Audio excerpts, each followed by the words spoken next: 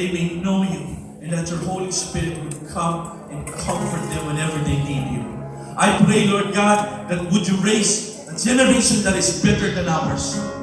Para pagdating ng panahon, matutunan namin na itinaguyod mo ang bansang ito, hindi dahil sa galing namin, pero dahil sa biyaya mo sa buhay ng bawat isang kabataan na to. So I pray that the power of your Holy Spirit in the name of Jesus for you to change the lives of these young people, Lord God. Mahal namin sila. Sila ang kinabukasan ng bayan nito.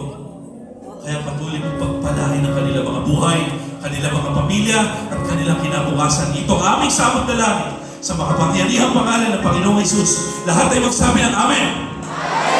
God bless you guys. Palakpakan mo yung katabi mo. Wait. Bago kayo umupo, tingnan mo lahat ng nakatayo ngayon. Ito tatandaan nyo. Kung totoo yan, yung desisyon na yan, parte kayo sa pagbabago ng Pilipinas, ng bayang ito, tatandaan nyo. Kaya dito sa tao kami dito, tatandaan nyo, bilib kami sa inyo. God bless you guys. Okay? Pero bago tayo magtapos, pwede ba hilingin ko na tumayo tayo lahat, kantahin lang natin itong huling pamukas na kanta natin bago tayo mag-start. Mamamagyan. God bless you guys. Ingat kayo. Bago tayo uwi, meron kaming isang awitin na ibibigay sa inyo. Pero, sige, upo tayo. Kagabi, nakita naman natin kung gaano kagulo yung nangyari. Pero, personally, nag-reflect ako, and naisip ko na baka yung mga nanggulo ng kabataan, baka ito yung mga kabataan na merong pinagdadaan ng problema sa bahay nila, sa family nila, sa school, sa community nila.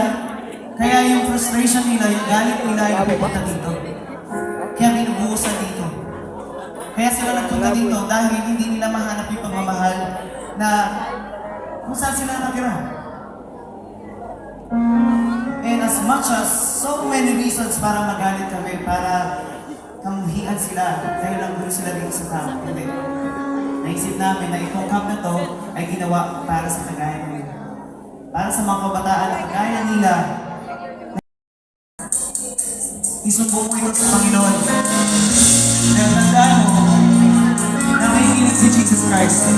Pinapakinggan niya yung mga iyak at sakit na nararamdaman mo. Yung mga bagyo na pinagdadaanan mo. Samahan niyo kami at kausapin mo ang Panginoon.